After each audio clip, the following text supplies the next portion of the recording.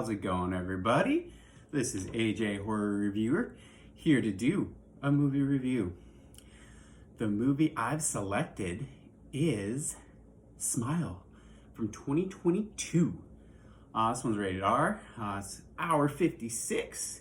Rotten Tomato gave it a 79%, and the fans gave it 77%. This one's on Prime. That's a Paramount film. It did 105.9 mil at the box. I think it did like 200 million worldwide, so this one's doing pretty well.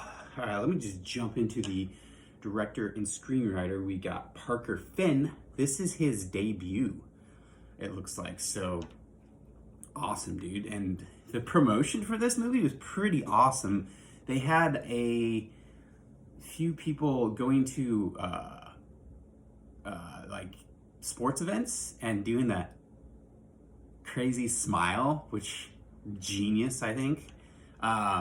So good marketing. Let's go through the cast here. We got the lead actress Sosie Bacon, who plays Dr. Rose in this. She was in the Scream show for parts. I can't remember which episodes, and she's in the movie Worm. She's in a bunch of other stuff too, and Off Season. Then we got Jesse T. Usher, who is in Ride, and he's in the show The Boys. He's A-Train, if you watch that. It's so weird to see him in this movie. And then we got Kyle Gallner from Haunting in Connecticut, Scream 5, Jennifer's Body. I mean, he's been in a lot of horror. One of my favorite actors. Then you got Cal Penn, Random. I mean, if you know him, he's a comedian or comedy guy for the most part. He's been in some dramas. Most people know him from White Castle or Harold and Kumar. Let's see, what else have we got? But that's pretty much the cast. Basically, this one is just like, I mean, to describe this one, I read an article that a really good sentence of describing this one's like an allegory of trauma and mental health, which, yeah, this one hits heavy on the trauma for sure. So basically, this one starts off with Dr. Rose taking this client that she's just met who's like, seems suicidal. And so she is trying to calm her down, but the patient is like, see, I'm seeing stuff. I'm not crazy. Like she's a smart, like intelligent person who's about to graduate with like, I can't remember what degree it was, but it's a pretty highly intelligent person. So she's not like crazy. But anyways, Rose is trying to calm her down, and then there's just like a switch that flicks, and the patient just like does this crazy, creepy smile, and then she gets a shard of glass that I think she broke a pot or something, and cuts her face open and falls to the ground and just pool of blood. And that's basically what this kind of entity, it feeds off of trauma. It's almost like what would you say, like a soul eater, or let's see, let me look at my notes here a little bit. Soul collector is kind of what it sounds, I mean, makes sense, right? But the entity basically feeds off the trauma from your life until eventually you kill yourself. And that's the basic premise.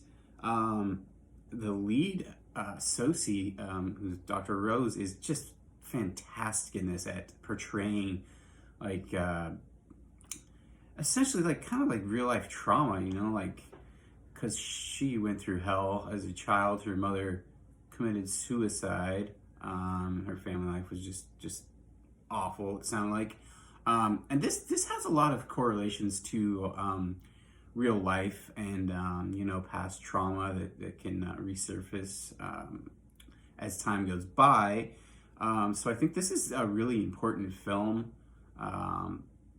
especially for the times. We just got through a pandemic, and our mental health is probably not as good as it should be, maybe for some. But yeah, so this is a real deep film. What I did find interesting was as like Rose's sister seems like she's like really like kind of well adjusted, and like their mom's suicide like didn't even like phase her. It seemed like that, but I think it's because she wasn't around. She always left. She's the older sister, so there's that. So this just randomly, this is based off a short story that Parker Finn wrote called Laura Hasn't Slept. I haven't read that, so I'll have to look into that. Also, another like kind of a theory in this one is that Rose's fiance, who seems just kind of like cold and not, he's not like really trying to help her. Like a thought is that she's going through some domestic abuse, and that's like living itself out through her mental health, which that's an interesting theory.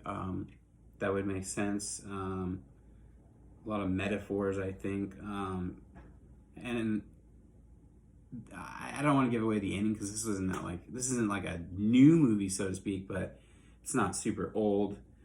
But I will say is like she's just trying to battle the trauma, and there's a lot of good jump scares. I know a lot of people are like, jump scares, blah. I enjoy jump scares. I like getting that blood pressure up or the heart rate going up for a little bit. It's healthy sometimes. So basically, towards the end, Rose is trying to isolate herself because basically this is like a chain. You kill yourself, and the person that is there, that trauma goes to them and it affects them, and that's how the chain continues. It's a really interesting story, really, because I mean that's kind of somewhat true to life. Your trauma as a child can resurface in you later, and then your kids maybe can get that trauma. I don't want to go too deep in this, but it's an interesting thought process that the writer had for this. I think it's important. It's important questions to ask, and again, yeah, it's some heavy stuff. So, anyways, towards the end, Rose goes to the childhood house and she tries to I don't know, survive, and that doesn't end up working out. I'm not going to tell you the ending, but I will say it's not necessarily super happy. So there's that. But anyways, that's about all I've got for that. There is a Smile 2 that is in the works. I'm pretty sure it's happening. Should be coming out October 18th of this year, 2024. So, I mean, that's subject to change. Oftentimes does. But I'm excited for that. I think, yeah, it could be good, or it could be so-so. But yeah, that's my thoughts on this film. You should go check it out. Yeah, it's a good movie. It's on Prime. If you got Prime, go check it out. And have yourself a good one. This is AJ Horror Reviewer signing out.